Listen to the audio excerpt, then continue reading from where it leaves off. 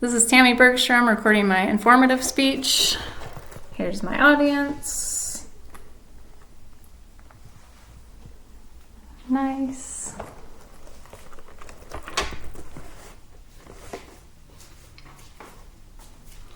In 1856, Galen Clark, the man who devoted his life to saving the giant sequoias, wrote in his journal saying, "I went to the mountains to take my chances at dying or growing better, which I thought were about even."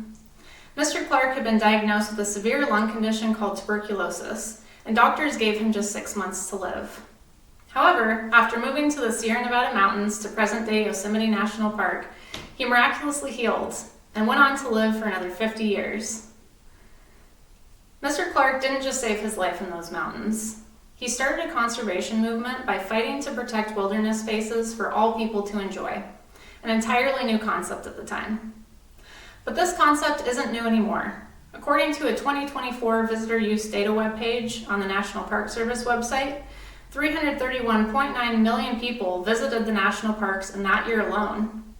In a 1934 radio address, Franklin D. Roosevelt said, "There is nothing so American as our national parks. The fundamental belief behind the parks is that the country belongs to the people, that it is for the enrichment of the lives of all of us." The national parks have indeed enriched many of our lives. So today I'd like to tell you where it all began and share with you how Yosemite paved the way for the national park system. First, we'll talk about the Yosemite Land Grant of 1864. Second, how this initial protection sparked the development of the National Park Service. And third, how our national parks are still a success in conservation to this day.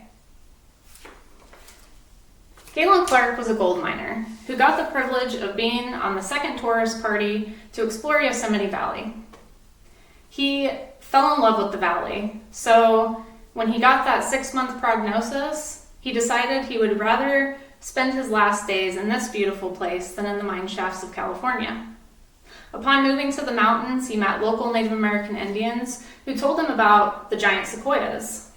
He was awestruck by these massive trees, the most massive in the entire world, and he soon began studying and writing about them. In his 1907 book, The Big Trees of California, he talked about how logging interests started coming into the area, cutting down the sequoias and other large trees in the forest. He was determined to save this beautiful landscape. So he repeatedly solicited Congress, asking them to officially preserve Yosemite Valley and the Mariposa Grove. His passion and persistence paid off. According to the Library of Congress, in 1864, Abraham Lincoln signed the Yosemite Land Grant.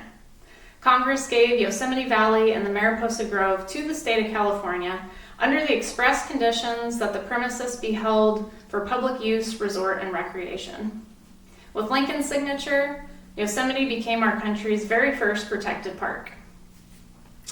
Now that we've discussed the Yosemite Land Grant of 1864, let's talk about how this initial act of protection sparked the development of the National Park Service. Throughout the 1800s, Western expansion was happening.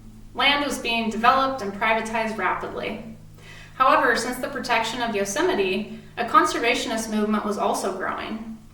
In 1872, Ulysses S. Grant signed the Yellowstone National Park Protection Act, creating our country's very first national park.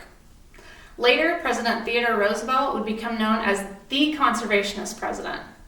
Upon taking office in 1901, he created the United States Forest Service, and throughout his time in office, he went on to establish 150 national forests, 5 national parks, 51 federal bird reserves, 18 national monuments, and 4 federal game preserves.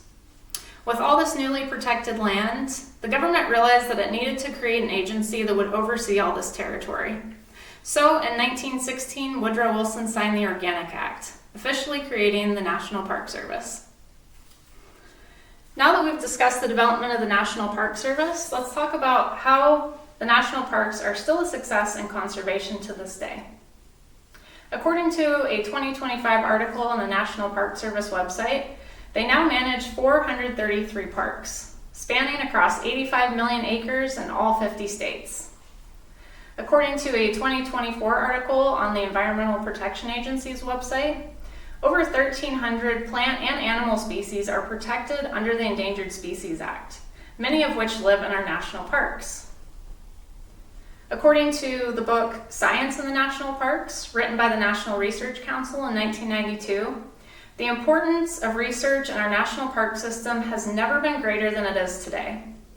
The National Park Service Research Program must generate sound information to help resource managers deal with increasingly serious and complex threats, enhance visitor understanding, and foster cooperation with outside scientists and other agencies.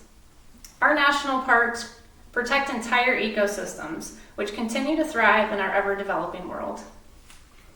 And so today, I've told you about how Yosemite paved the way for the national park system.